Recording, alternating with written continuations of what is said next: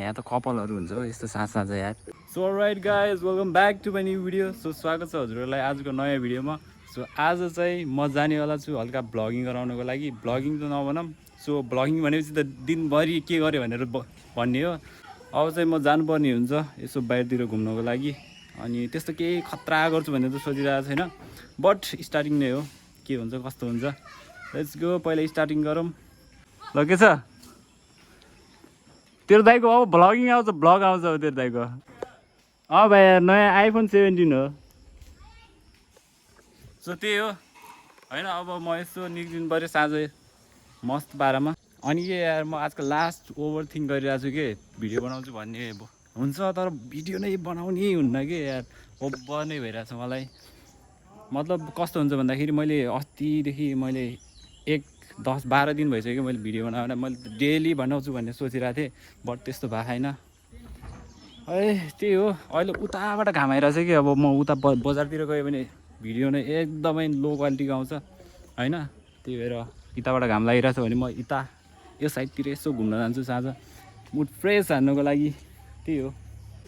So right है, अघि न हल्का सिनेमेटिक सर्ट खिचौँ भने त यार ओभरै भइदिएर कस्तो प्लेसमेन्ट नै खत्तम भइदिएर कि। अब समात्ने मान्छे कोही भएनन्, त्यही भएर एकदमै ल्याङ भयो। अब म हल्का परतिर जान्छु। अनि यहाँ कलेज छ अनि हल्का परतिर जान्छु। यहाँ पर हल्का पार्क छ, त्यतातिर यसो घुमेर आउनु पऱ्यो होइन। के गर्ने र यार, घुम्ने बजारतिर जाने भने झ्याउ लाग्छ। कति देख्नु त्यही बजार, यसो पिस ठाउँतिर जाऊँ न त भनेर यहाँ आएको छु। सो राइट गाइज, अहिले चाहिँ म त्यहाँ पार्कतिर आइसकेको छु। अनि आमामा साँझ अँध्यारै देखिने रहेछ त यार। सो पार्कमा आइसकेको छु। अनि यहाँ तपाईँहरूलाई केही कुराहरू सेयर गर्नु छ। आमामा यहाँ त कपालहरू हुन्छ हो यस्तो साँझ यार। यहाँ त कपालहरू हुन्छ हो साँझ। सो बरै अँध्यारो थियो यार भित्रतिर त होइन। यसो घुमेर आयो, तर यार एकदमै डर लाग्ने कि यार, बरै डर लाग्ने जस्तो देखियो भित्रतिर। त्यही भएर म अहिले आइसकेँ यहाँ अगाडि। अनि त्यही हो, एकदमै एक्लैमा घुम्न हल्का सिकिरहेको छु भनौँ न होइन। अब एक्लै घुम्न मलाई एकदमै डर लाग्ने त नभनौँ, एकदमै अप्ठ्यारो लाग्ने एक्लै हिँड्ने। म त त्यस्तो नसक्ने टाइपको थिएँ कि पहिला। अब अहिले कोसिस गरिरहेको छु कि एक्लै पनि घुम्न सक्छु भनेर होइन लाइफमा। अब त्यही नै हो, कहिले एक्लै गोजी रित्तो हुन्छ त एक्लै हुन्छ। त्यही हो, अहिले बजारतिर यसो भिडियो बनाउन जाऊँ भने पनि यार गोजीमा 1 रुपियाँ हुन्न, त्यस्तै हुन्छ है। त्यही कारणले गर्दाखेरि बजारमा कन्फिडेन्ट पनि आउँदैन कि यार बजारमा भिडियो बनाउने। त्यही भएर पनि म त्यति बनाउँदिनँ बजारमा। अब के बनाउने कि मलाई पत्तै होइन। मैले 2-4 दिन मैले 10 दिन भइसक्यो मैले भिडियो नहालेँ। अब के बनाउने भनेर म सोचेर ओभरै ओभर थिङ्क गर्छु यार म। लास्टै भने यार के सोल्युसन छैन, मलाई यस्तो सिकाउनु पर्ने भयो कि यार। कसम सोचेँ अब होइन यो भिडियो बनाऊँ कि के हो। यो भिडियो बनायो भने गाह्रो पर्न सक्छ होइन। त्यस्तो बारे आइरहने कि होइन यो भिडियो बनाऊँ के हो भन्ने।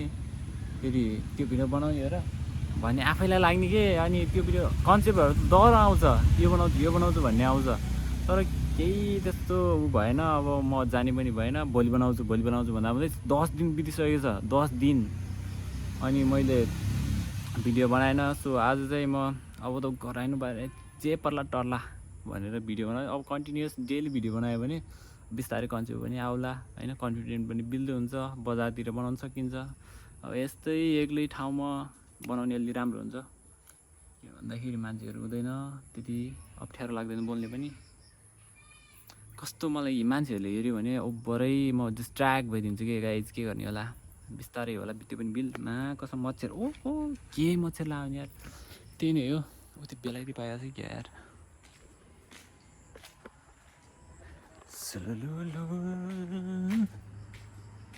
रहन्छ काज ठेट्ना मात्रै छन् यार। सेट यार, यहाँ घामै गइसकेको छ होइन। अघि यस्तो दामी थियो, तर अहिले घाम गइसकेको छ। अघि न अलि धेरै घाम लागिरहेको थियो, अनि अहिले घाम गइसकेको छ र मान्छेहरू पनि यहाँ ओभरै छन्। खासमा त म यहाँ एउटा सिनेमेटिक दामी सर्ट हाल्न आयो, तर यहाँ घामसाम गइसक्यो है। अघि हल्का घाम लागेको छ, जोस् म त्यही सर्ट हाल्छु होला अहिले। एउटा टिकटकको लागि एउटा सर्ट खिच्ने भनेर सोचिरहेको थिएँ, अनि त्यो सर्ट खिच्ने भएन। बादल पनि त्यस्तै छ, घाम डुबिसकेको छ। एकछिन पर नगए भइहाल्थ्यो कि यार त्यो निक्लिहाल्थ्यो। सो अहिले चाहिँ म आइसकेको छु रुममा अनि हल्का अब यस्तै भयो अनि भिडियो बनाउँछु भने त्यो पनि भएन अनि यसो बनाउँछु के बनाएँ मलाई पनि थाहा छैन। अब एडिट गर्ने बेला थाहा हुन्छ होला। अब मेरो हालत खराब त के भन्ने जे होस् माइन्ड फ्रेस हुन्छ अनि म जे गर्छु तपाईँहरूलाई देखाइ नै हाल्छु है। अनि बिस्तारै बिस्तारै कन्टेन्ट इम्प्रुभ हुँदै जान्छ जस्तो लाग्छ है मलाई चाहिँ। बिस्तारै इम्प्रुभ गर्दै जाम्ला। अनि मैले कस्तो हुन्छ भन्दाखेरि मैले यस्तो गर्छु भनेर पुरै प्लानिङ गरेर गएको हुन्छु होइन, त्यस्तो केही पनि गर्न सक्दैन है। त्यस कारणले गर्दाखेरि पनि मैले प्लानिङ गराउनै छोडिदिएँ कि अस्ति पुरा म हल्का प्लानिङ गराएर यस्तो भिडियो बनाउँछु है भनेर बनायो हुन्थेँ र त्यो गर्न नै नसकिने भयो। अनि जे हुन्छ त्यही हुन्छ, बिस्तारै इम्प्रुभमेन्ट गर्नुपर्छ जस्तो लाग्छ है मलाई चाहिँ। त्यही भएर अब बिस्तारै बिस्तारै आउँछ, दामी दामी भिडियोहरू आउँछ। मेक स्योर तपाईँहरूले सब्सक्राइब गर्नुभएको छैन भने सब्सक्राइब गरिदिनुहोस् है। Thanks for watching.